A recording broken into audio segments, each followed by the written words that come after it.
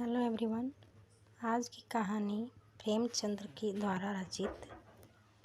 परिवार में छोटे बड़े भाई बहनों के बीच कैसा व्यवहार होता है, कैसी बातें होती हैं, उसी पर आधारित है। कहानी का नाम है बड़े भाई साहब। मेरे भाई साहब मुझसे 5 साल बड़े थे, लेकिन 3 दर्जे आगे। 3 दर्जे आगे का मतलब 3 क्लास आगे। उन्होंने भी उसी उम्र में पढ़ना शुरू किया था जब मैंने शुरू किया, लेकिन तालीम जैसे महत्व के मामले में वह जल्दीबाजी से काम लेना न पसंद करते थे। इस भवन की बुनियाद खूब मजबूत डालना चाहते थे, जिस पर आलीशान महल बन सके। 1 साल का काम 2 साल में करते थे, कभी कभी 3 साल भी लग जाते थे। बुनियाद ही पुख्ता न हो तो मकान कैसे पायेदार बने। मैं छोटा था, वह बड़े थे। मेरी उम्र 9 साल की, वह 14 साल के थे। उन्हें मेरी तंबीह और निगरानी का पूरा जन्मसिद्ध अधिकार था, और मेरी शालीनता इसी में थी कि उनके हुक्म को कानून समझूं। वह बड़े स्वभाव से अध्ययनशील थे, हरदम किताब खोले बैठे रहते, और शायद दिमाग को आराम देने के लिए कभी कॉपी पर तो कभी किताब के हाशियों पर चिड़ियों, कुत्तों, बिल्लियों की तस्वीरें बनाया करते थे। कभी कभी एक ही नाम या शब्द वाक्य 10-20 बार लिख डालते। कभी एक शेर को बार बार सुंदर अक्षर से नकल करते। कभी ऐसी शब्द रचना करते जिसमें ना कोई अर्थ होता, ना कोई सामंजस्य। मसलन एक बार उनकी कॉपी पर मैंने यह इबारत देखी: स्पेशल अमीना, भाइयों भाइयों, दरअसल भाई भाई, राधे श्याम, श्रीयुत राधे श्याम, 1 घंटे तक। इसके बाद एक आदमी का चेहरा बना हुआ था। मैंने चेष्टा की कि इस पहेली का कोई अर्थ निकालूं, लेकिन असफल रहा और उनसे पूछने का साहस नहीं हुआ। वह 9वीं जमात में थे और मैं 5वीं में। 9वीं जमात मतलब 9वीं कक्षा में, और मैं 5वीं में। उनकी रचनाओं को समझना मेरे लिए छोटा मुंह और बड़ी बात थी। मेरा जी पढ़ने में बिल्कुल नहीं लगता। 1 घंटा भी किताब लेकर बैठना पहाड़ लगता था। मौका पाते ही हॉस्टल से निकलकर मैदान में आ जाता, और कभी कंकरियाँ उछालता तो कभी कागज की तितलियाँ उड़ाता, और कभी कोई साथी मिल गया तो पूछना ही क्या। कभी 4 दीवारी पर चढ़कर नीचे कूद रहे हैं तो कभी फाटक पर वार उससे आगे पीछे चलाते हुए मोटर कार का आनंद उठा रहे हैं। लेकिन कमरे में आते ही भाई साहब का रौद्र रूप देखकर प्राण सूख जाते। उनका पहला सवाल होता, कहाँ थे? हमेशा यही सवाल इसी ध्वनि में पूछा जाता, और इसका जवाब मेरे पास केवल मौन था। न जाने मुंह से यह बात क्यों न निकलती कि जरा बाहर खेल रहा था। मेरा मौन कह देता कि मुझे अपना अपराध स्वीकार है, और भाई साहब के लिए इसके सिवा और कोई इलाज न था कि रोज से मिले हुए शब्दों में मेरा सत्कार करें। इस तरह अंग्रेजी पढ़ोगे तो जिंदगी भर पढ़ते रह जाओगे, एक हर्फ न आएगा। भाई साहब बोले, अंग्रेजी पढ़ना कोई हंसी का खेल नहीं, जो चाहे पढ़ ले। नहीं, ऐरा गैरा नत्थु खैरा सभी अंग्रेजी के विद्वान हो जाते। यहाँ दिन रात आंखें फोड़नी पड़ती है और खून जलाना पड़ता है जब कहीं यह विद्या आती है, और आती क्या है, हाँ कहने को आ जाती है। बड़े बड़े विद्वान भी शुद्ध अंग्रेजी नहीं लिख सकते, बोलना तो दूर रहा। और मैं कहता हूँ, तुम कितने घोंघा हो कि मुझे देखकर भी सबक नहीं लेते। मैं कितनी मेहनत करता हूँ, तुम अपनी आंखों से देखते हो। अगर नहीं देखते तो यह तुम्हारी आंखों का कसूर है, तुम्हारी बुद्धि का कसूर है। इतने मेले तमाशे होते हैं, तुमने कभी देखने जाते देखा? रोज ही क्रिकेट और हॉकी मैच होते हैं, मैं पास नहीं फटकता, हमेशा पढ़ता रहता हूँ। उस पर भी 1 दर्जे में 2-2, 3-3 साल पढ़ा रहता हूँ। फिर तुम कैसे आशा करते हो कि तुम यूं खेल कूद में वक्त गंवाकर पास हो जाओगे? मुझे तो 2 ही 3 साल लगते हैं। तुम उम्र भर इसी दर्जे में पड़े सड़ते रहोगे। अगर तुम्हें इस तरह उम्र गंवानी है तो बेहतर है घर चले जाओ और मज़े से गुल्ली डंडा खेलो। दादा की गाढ़ी कमाई के रुपये क्यों बर्बाद करते हो? मैं यह लताड़ सुनकर आंसू बहाने लगता। जवाब ही क्या था? अपराध तो मैंने किया, लताड़ कौन सहे? भाई साहब उपदेश की कला में निपुण थे। ऐसी ऐसी लगती बातें कहते, ऐसे ऐसे सूक्ति बाण चलाते कि मेरे जिगर के टुकड़े हो जाते और हिम्मत छूट जाती। इस तरह जान तोड़कर मेहनत करने की शक्ति मैं अपने में न पाता था और उस निराशा में जरा देर के लिए मैं सोचने लगता, क्यों न घर चला जाऊं। जो काम मेरे बूते से बाहर है उसमें हाथ डालकर क्यों अपनी ज़िंदगी खराब करूं। मुझसे अपना मूर्ख रहना मंजूर था, लेकिन उतनी मेहनत से मुझे तो चक्कर आ जाता। लेकिन 2 घंटे बाद निराशा के बादल फट जाते हैं और मैं इरादा करता कि आगे से खूब जी लाकर पढ़ूंगा। चटपट एक टाइम टेबल बना डालता, बिना पहले से नक्शा बनाए, बिना कोई स्कीम तैयार किए काम कैसे शुरू करूं। टाइम टेबल में खेल कूद की मौत बिल्कुल उड़ जाती। प्रातःकाल उठना, 6 बजे से मुंह हाथ धो नाश्ता कर पढ़ने बैठ जाना। 6 से 8 तक अंग्रेजी, 8 से 9 तक हिसाब, 9 से 9:30 तक इतिहास और फिर भोजन, फिर स्कूल। 3:30 बजे स्कूल से वापस होकर आधा घंटा आराम, 4 से 5 तक भूगोल, 5 से 6 तक ग्रामर, आधा घंटा हॉस्टल के सामने टहलना और 6:30 से 7 तक अंग्रेजी कंपोजिशन, फिर भोजन करके 8 से 9 तक अनुवाद, फिर 9 से 10 तक हिंदी, 10 से 11 तक विविध विषय, फिर विश्राम। मगर टाइम टेबल बना लेना एक अलग बात है और उस पर अमल करना दूसरी बात। पहले दिन से ही उसकी अवहेलना शुरू हो जाती।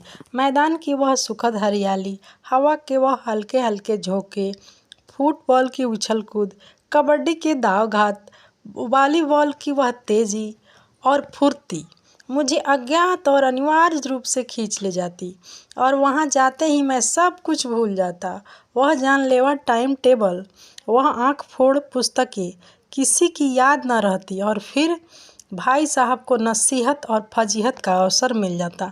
मैं उनके साये से भागता, उनकी आंखों से दूर रहने की चेष्टा करता, कमरे में इस तरह दबे पांव आता कि उन्हें खबर न हो। उनकी नज़र मेरी ओर उठी और मेरे प्राण निकले। हमेशा सिर पर नंगी तलवार से लटकती मालूम होती, फिर भी जैसे मौत और विपत्ति के बीच में आदमी मोह और माया के बंधन में जकड़ा रहता है। मैं फटकार और घुड़कियां खाकर भी खेल कूद का तिरस्कार न कर सकता।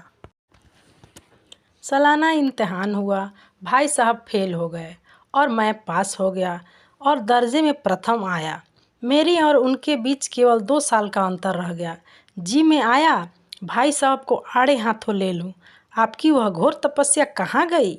मुझे देखिए, मज़े से खेलता भी रहा और दर्जे में अव्वल भी हूँ। लेकिन वह इतने दुखी और उदास थे कि उनसे मुझे दिली हमदर्दी हुई और उनके घाव पर नमक छिड़कने का विचार ही लज्जास्पद जान पड़ा। हाँ, अब मुझे अपने ऊपर कुछ अभिमान हुआ और आत्माभिमान भी बढ़ा। भाई साहब का वह रोब मुझ पर न रहा। आज़ादी से खेल कूद में शरीक होने लगा।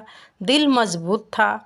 अगर उन्होंने फिर मेरी फजीहत की तो साफ कह दूंगा, आपने अपना खून जलाकर कौन सा तीर मार लिया?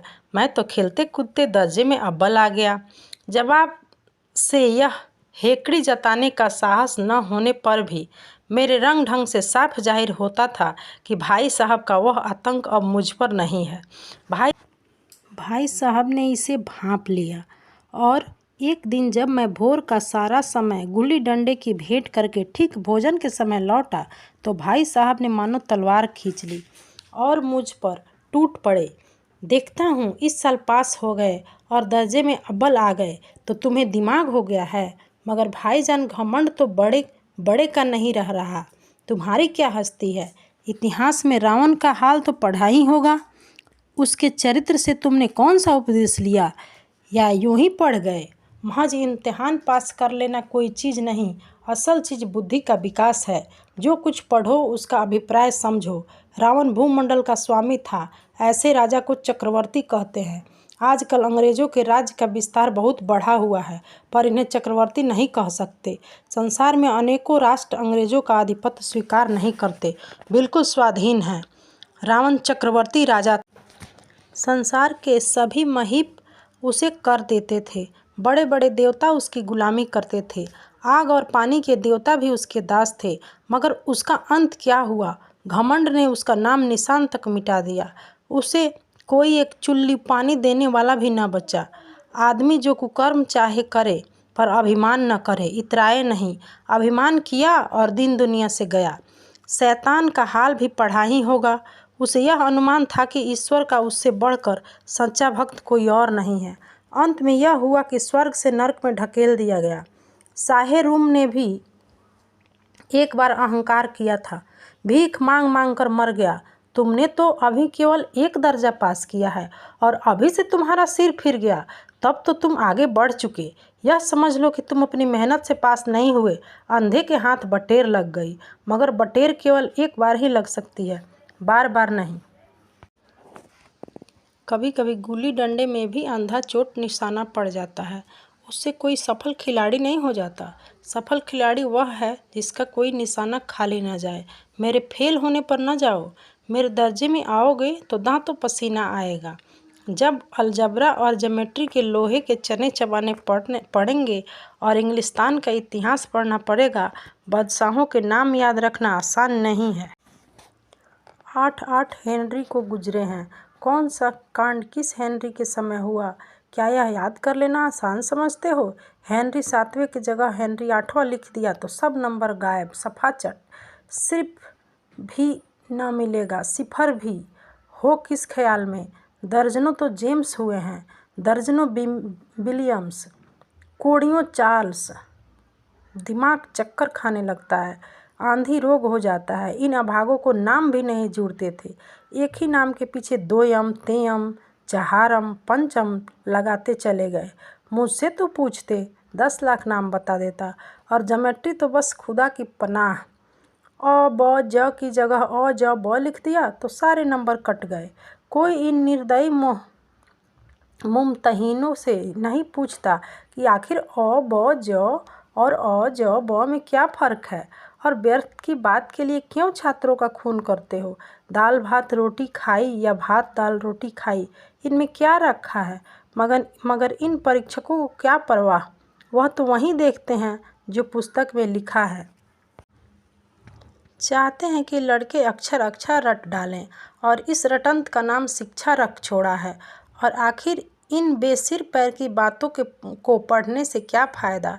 इस रेखा पर वह लंबा रेखा गिरा दो तो आधार से लंब दुगुना हो जाएगा।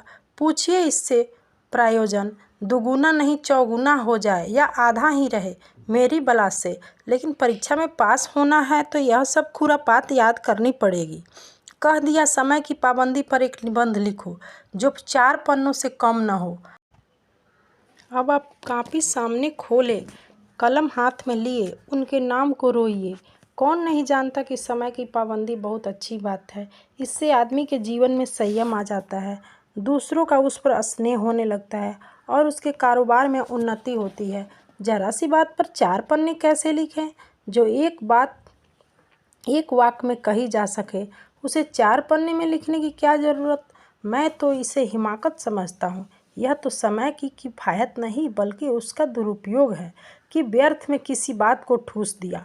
हम चाहते हैं आदमी को जो कुछ भी कहना हो चटपट कह दे और अपनी राह ले, मगर नहीं, आपको 4 पन्ने रेंगने पड़ेंगे। चाहे जैसे लिखिए, पन्ने भी पूरे फूल्स के आकार के। यह छात्रों पर अत्याचार नहीं तो और क्या है? अनर्थ तो यह है कि कहा जाता है कि संक्षेप में लिखो। समय की पाबंदी पर संक्षेप में एक निबंध जो 4 पन्नों से कम न हो। तेज भी दौड़िए और धीरे धीरे भी। यह उल्टी बात है या नहीं? बालक भी इतनी सी बात समझ सकता है, लेकिन इन अध्यापकों को इतनी तमीज़ भी नहीं। उस पर दावा है कि हम अध्यापक हैं। मेरे दर्जे में आओगे लल्ला तो ये सारे पापड़ बेलने पड़ेंगे और तब आटे दाल का भाव मालूम होगा। इस दर्जे में अव्वल आ गए हो तो ज़मीन पर पाँव नहीं रखते, इसलिए मेरा कहना मानिए। लाख फेल हो गया हूँ लेकिन तुमसे बड़ा हूँ। संसार का मुझे तुमसे ज़्यादा अनुभव है। जो कुछ कहता हूँ उसे गिरह बांधिए, नहीं तो पछताएंगे। स्कूल का समय निकट था। नहीं ईश्वर जाने यह उपदेश माला कब समाप्त होगी। भोजन आज मुझे निस्वाद सा लग रहा था। जब पास होने पर यह तिरस्कार हो रहा है तो फेल होने के बाद तो शायद प्राण ही ले लिए जाए। भाई साहब ने अपने दर्जे की पढ़ाई का जो भयंकर चित्र खींचा था उसने मुझे भयभीत कर दिया। कैसे स्कूल छोड़कर घर नहीं भागा, यही ताज्जुब है। लेकिन इतने तिरस्कार पर भी पुस्तकों में मेरी अरुचि ज्यों की त्यों बनी रही। खेल कूद का कोई अवसर हाथ से न जाने देता। पढ़ता भी था मगर बहुत कम, बस इतना कि रोज़ का टास्क पूरा हो जाए, दर्जे में जलील न होना पड़े। अपने ऊपर जो विश्वास पैदा हुआ था वह फिर विलुप्त हो गया और फिर चोरों का सा जीवन कटने लगा। फिर सालाना इम्तहान हुआ और कुछ ऐसा संजोग हुआ कि मैं फिर पास हुआ और भाई साहब फिर फेल हो गए। मैंने बहुत मेहनत न की पर न जाने कैसे दर्जे में अव्वल आ गया। मुझे खुद अचरज हुआ। भाई साहब ने प्राणांतक परिश्रम किया। कोर्स का एक एक शब्द चाट गए थे। 10 बजे रात तक इधर, 4 बजे भोर से उधर, 6 से 9:30 तक स्कूल जाने से पहले मुद्रा कांतिहीन हो गई थी, मगर बेचारे फेल हो गए। मुझे उन पर दया आती थी। नतीजा सुनाया गया तो वह रो पड़े, मैं भी रोने लगा। अपने पास होने वाली खुशी आधी हो गई। मैं भी फेल हो गया होता तो भाई साहब को इतना दुख न होता, लेकिन विधि को कौन टाले। मेरे और मेरे भाई साहब के बीच अब केवल 1 दर्जे का अंतर रह गया। मेरे मन में एक कुटिल भावना उदय हुई कि कहीं भाई साहब 1 साल और फेल हो जाएं तो मैं उनके बराबर हो जाऊं। फिर वह किस आधार पर मेरी फजीहत कर सकेंगे। लेकिन मैंने इस कमीने विचार को दिल से बलपूर्वक निकाल डाला। आखिरकार वह मुझे मेरे हित के विचार से ही तो डांटते हैं। मुझे उस वक्त अप्रिय लगता है अवश्य, मगर यह शायद उनके उपदेशों का ही असर है कि मैं आज दनादन पास हो जाता हूँ और इतने अच्छे नंबरों से। अब कि भाई साहब बहुत कुछ नर्म पड़ गए। कई बार मुझे डांटने का अवसर पाकर भी उन्होंने धीरज से काम लिया। शायद अब वह खुद समझने लगे थे कि मुझे डांटने का अधिकार अब उन्हें नहीं रहा, या रहा तो बहुत कम। मेरी स्वच्छंदता भी बढ़ी। मैं उनकी सहिष्णुता का अनुचित लाभ उठाने लगा।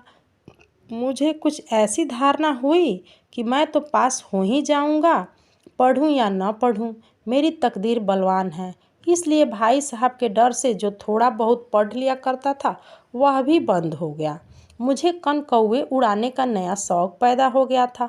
अब सारा समय पतंगबाजी की ही भेंट होता था। फिर भी मैं भाई साहब का अदब करता था और उनकी नज़र बचाकर कनकौवे उड़ाता था। माझा देना, कन्ने बांधना, पतंग टूर्नामेंट की तैयारियां आदि समस्याएं अब गुप्त रूप से हल की जाती थी। भाई साहब को यह संदेह न करने देना चाहता था कि उनका सम्मान और लिहाज मेरी नज़रों से कम हो गया है। एक दिन संध्या समय हॉस्टल से मैं एक कनकौवे लूटने बेतहाशा दौड़ा जा रहा था। आंखें आसमान की ओर थी, मन उस आकाशगामी पथिक की ओर जो मंद गति से झूमता हुआ पतन की ओर चला जा रहा था। मानो कोई आत्मा स्वर्ग से निकलकर विरक्त मन से नए संस्कार ग्रहण करने जा रही हो। बालकों की पूरी सेना लग्गे और झाड़ीदार बांस लिए उनका स्वागत करने के लिए दौड़ी आ रही थी। किसी को अपने आगे पीछे की खबर न थी। सभी मानो उस पतंग के साथ ही आकाश में उड़ रहे थे जहाँ सब कुछ समतल है, न मोटर कारें हैं, न ट्राम, न गाड़ियाँ। सहसा भाई साहब से मेरी मुठभेड़ हो गई, जो शायद बाजार से लौट रहे थे। उन्होंने मेरा वहीं हाथ पकड़ा और उग्र भाव से बोले, इन बाजारी लौंडों के साथ ढेले के कनकौवे के लिए दौड़ते हुए तुम्हें शर्म नहीं आती? तुम्हें इसका भी कुछ लिहाज नहीं है कि अब नीची जमात में नहीं हो बल्कि 8वीं जमात में आ गए हो, मुझसे केवल 1 दर्जा नीचे। आखिर आदमी को कुछ तो अपनी पोजीशन का ख्याल करना चाहिए। एक ज़माना था कि लोग 8वां दर्जा पास करके नायब तहसीलदार हो जाते थे। मैं कितने ही मिडलचियों को जानता हूँ जो आज अव्वल दर्जे के डिप्टी मजिस्ट्रेट या सुप्रिटेंडेंट हैं। कितने ही 8वीं जमात वाले हमारे लीडर और समाचार पत्रों के संपादक हैं। बड़े बड़े विद्वान उनकी मातहती में काम करते हैं और तुम उसी 8वीं दर्जे में आकर बाजारी लौंडे के साथ कनकौवे के लिए दौड़ रहे हो। मुझे तुम्हारी इस कम अक्ली पर दुख होता है। तुम जहीन हो, इसमें शक नहीं, लेकिन वह जेहन किस काम का जो हमारे आत्मगौरव की हत्या कर डाले। तुम अपने दिल में समझते होगे कि मैं भाई साहब से महज 1 दर्जा नीचे हूँ और अब उन्हें मुझे कुछ कहने का हक नहीं, लेकिन यह तुम्हारी गलती है। मैं तुमसे 5 साल बड़ा हूँ और शायद तुम अगली साल मेरे ही जमात में आ जाओ और परीक्षकों का यही हाल रहा तो उसके अगले साल तुम मेरे समकक्ष हो जाओगे और शायद 1 साल बाद तुम मुझसे आगे निकल जाओ। लेकिन मुझ में और तुझ में जो 5 साल का अंतर है उसे तुम क्या खुदा भी नहीं मिटा सकता। मैं तुमसे 5 साल बड़ा हूँ और हमेशा रहूँगा। मुझे दुनिया का और ज़िंदगी का जो तजुर्बा है तुम उसकी बराबरी नहीं कर सकते, चाहे तुम MA, D.Phil, D.Lit ही क्यों न हो जाओ। समझ किताबों से नहीं आती है। हमारी अम्मा ने कोई दर्जा पास नहीं किया। दादा भी शायद 5वीं जमात में ही थे, जिसके बाद वो आगे नहीं पढ़ पाए। लेकिन हम दोनों चाहें सारी दुनिया की विद्या पढ़ लें, अम्मा और दादा को हमें समझाने और सुधारने का अधिकार हमेशा रहेगा। केवल इसलिए नहीं कि वे हमारे जन्मदाता हैं, बल्कि इसलिए कि दुनिया का सबसे ज़्यादा तजर्बा उन्हें है। अमेरिका में किस जगह की राज व्यवस्था और 8वें हेनरी के कितने विवाह हुए हैं और आकाश में कितने नक्षत्र हैं, यह बात चाहे उन्हें मालूम हो या न हो, लेकिन हजारों ऐसी बातें हैं जिनका ज्ञान उन्हें हमसे तुमसे ज़्यादा है। दैव न करे आज मैं बीमार हो जाऊं तो तुम्हारे हाथ पांव फूल जाएंगे। दादा को तार देने के सिवा तुम्हें और कुछ न सूझेगा। लेकिन तुम्हारी जगह पर दादा हों तो किसी को तार न दें, न घबराएं, न बदहवास हों। पहले खुद मर्ज पहचान कर इलाज करेंगे, उसमें सफल ना हुए तो किसी डॉक्टर को बुलाएंगे। बीमारी तो खैर बड़ी चीज़ है, हम तो इतना भी नहीं जानते कि महीने भर का खर्च महीने भर कैसे चले। जो कुछ दादा भेजते हैं उसे हम 20-22 दिन तक खर्च कर डालते हैं और पैसे पैसे को मोहताज हो जाते हैं। नाश्ता बंद हो जाता है, धोबी और नाई से मुंह चुराने लगते हैं। लेकिन जितना आज हम और तुम खर्च कर रहे हैं उसके आधे में दादा ने अपनी उम्र का एक बड़ा हिस्सा इज्जत और नेककामी के साथ निभाया है और एक कुटुंब का पालन किया है जिसमें सब मिलाकर 9 आदमी थे। अपने हेडमास्टर को ही देख लो, MA है कि नहीं, और यहाँ के MA नहीं, ऑक्सफोर्ड के 1000 रुपये पाते हैं, लेकिन उनके घर का इंतज़ाम कौन करता है? उनकी बूढ़ी माँ। हेडमास्टर साहब की डिग्री यहाँ बेकार हो गई। पहले खुद घर का इंतज़ाम करते थे, घर खर्च पूरा नहीं पड़ता था, कर्जदार रहते थे। जब से उनकी माताजी ने प्रबंध अपने हाथ में ले लिया है सब कुछ सही चल रहा है। जैसे घर में लक्ष्मी आ गई है। तो भाईजान यह जरूर से दिल से निकाल लो कि तुम मेरे समीप आ गए हो तो अब स्वतंत्र हो। मेरे देखते तुम बेराह नहीं चल पाओगे। अगर तुम यूँ नहीं मानोगे तो मैं थप्पड़ दिखाकर भी तुमको सही राह पर लाऊंगा। मेरी बातें तुम्हें जहर लग रही है। मैं उनकी इस युक्ति से नतमस्तक हो गया। मुझे आज सचमुच अपनी लघुता का अनुभव हुआ और भाई साहब के प्रति मेरे मन में श्रद्धा उत्पन्न हुई। मैंने सजल आँखों से कहा, हरगिज नहीं, आप जो कुछ फरमाओगे मैं उसे सहर्ष स्वीकार करूँगा। आपको इतना सब कुछ कहने का मुझे अधिकार है। भाई साहब ने मुझे गले लगा लिया और मैं कनकौवे उड़ाने को मना नहीं करता। मेरा भी जी ललचाता है, लेकिन मैं क्या करूं? खुद बेराह चलूं तो तुम्हारी रक्षा कैसे करूं? यह कर्तव्य भी तो मेरे सिर पर है। संजोग से उसी वक्त कटा हुआ कनकौवा हमारे ऊपर से गुजरा और भाई साहब ने लपक कर उसको पकड़ लिया और बेतहाशा हॉस्टल की तरफ दौड़े। मैं भी उनके पीछे पीछे दौड़ रहा था।